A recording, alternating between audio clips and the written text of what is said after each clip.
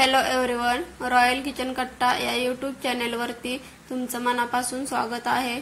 आज आपण अंड्यापासून एक आगळा वेगळा पदार्थ बनवणार आहोत जो एकदम झटपट बनतो आणि खायलाही एकदम टेस्टी लागतो। त्यासाठी इथे मी 4 अंडी घेतलेली आहेत। आता याला आपण फोडून घेऊया। इथे मी अंड फोडण्यासाठी चमच्याचा वापर केलेला आहे। तुम्ही तुमच्याकडे कोणतीही वस्तू असेल तर त्याचा वापर करायचा आहे।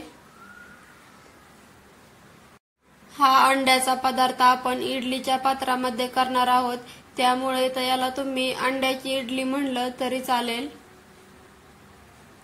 तुम्ही इथे बघू शकता मी 4ही अंडी फोडून घेतलेली आहेत। आता याला आपण इडली पात्रामध्ये ओतून घेऊया। यासाठी आपल्याला इथं मिरची पावडर आणि मीठ लागणार आहे। इडली पात्राला सर्वप्रथम आपण तेल लावून घेऊया, त्यामुळे आपली इडली सहज निघते। आता आपण हे अंड्याचे सारण इडली पात्रामध्ये ओतून घेऊया।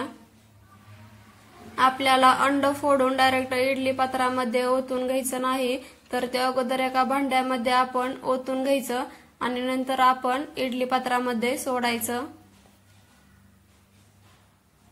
तुम्ही इथं बघू शकता हे आपलं सारण एवढं बाकी राहिलेलं आहे। जर आपण अंड हे फोडून डायरेक्ट इडली पात्रामध्ये ओतलं असतं तर ते अंड्याचे सारण हे इडली पात्राच्या बाहेर आलं असतं। आता आपण यामध्ये मिरची पावडर टाकून घेऊया।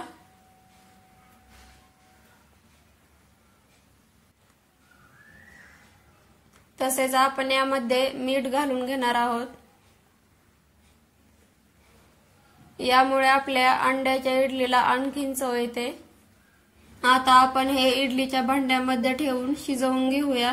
तुम्ही इथं बघू शकता मी पाणी गरम करायला ठेवलं होतं। पाणी गरम झालं की आपण यावरती अंड्याचं पात्र ठेवून घ्यायचं आहे आणि याच्या आता झाकण लावून आपल्याला हे 7 ते 8 मिनिट शिजवून घ्यायचं आहे। इथं आपल्याला गॅसची फ्लेम ही लो टू मीडियम ठेवायची आहे।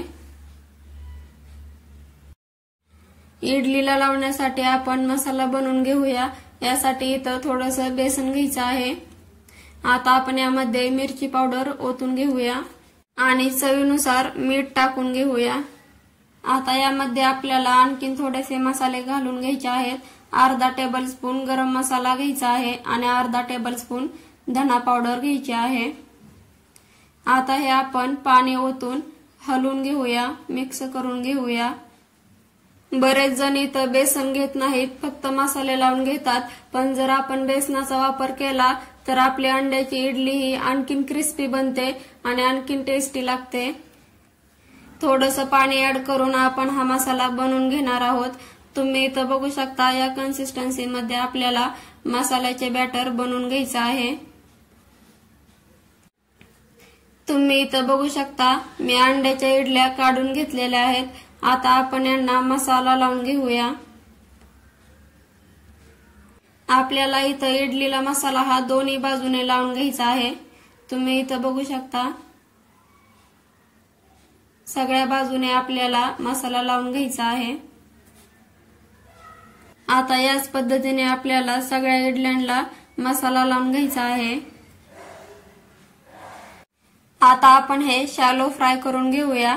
यासाठी इथं मी डोशाचा तवा घेतलेला आहे। तुम्ही डेली आपण चपात्या करण्यासाठी जो तवा वापरतो तोही घेऊ शकता। आता यामध्ये तेल ओतून घ्यायचं आहे आणि ते सगळीकडे पसरून घ्यायचं आहे।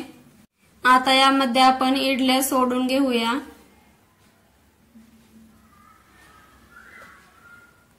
जर तुम्ही माझ्या चॅनेलवरती नवीन असाल तर चॅनेलला लाईक, शेअर आणि सबस्क्राईब करायला विसरू नका। तुम्ही इथं बघू शकता आता आपण या 4ही इडल्या सोडून घेतलेल्या आहेत। आता लो टू मीडियम गॅसवरती आपल्याला हे शॅलो फ्राय करून घ्यायचे आहेत।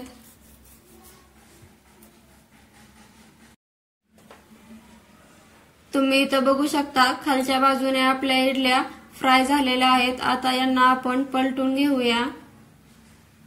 तुम्हाला पण अंड्याची भुर्जी आणि उकडलेली अंडी खाऊन जर कंटाळा आला असेल तर तुम्ही ही रेसिपी नक्की ट्राय करून बघा. एकदम क्रिस्पी आणि टेस्टी लागते. आता आपल्या या इडल्या फ्राय करून झालेल्या आहेत.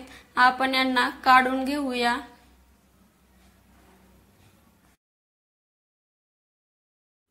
या इडल्या काढण्यासाठी आपल्याला टिश्यू पेपर किंवा बटर पेपर घ्यायचा आहे. त्यावरती तेल हे चांगलं नितळले जाते आणि त्यामुळे आपल्या इडल्या तेलकट लागत नाहीत. आता आपण यावरती चिरलेली कोथिंबीर टाकून घेऊया. कोणत्याही पदार्थामध्ये जर आपण कोथिंबीर टाकून घेतली तर त्या पदार्थाची चव ही आणखीन वाढते. तुम्ही इथं बघू शकता फायनल रिझल्ट एकदम मस्त अशा आपल्या या अंड्याच्या इडल्या बनवून तयार आहेत. तुम्ही ही घरी नक्की ट्राय करा आणि माझी ही रेसिपी कशी वाटली ते कमेंट बॉक्स मध्ये नक्की सांगा. चला तर मग भेटूया अशाच एखाद्या मस्त क्रिस्पी रेसिपी सोबत.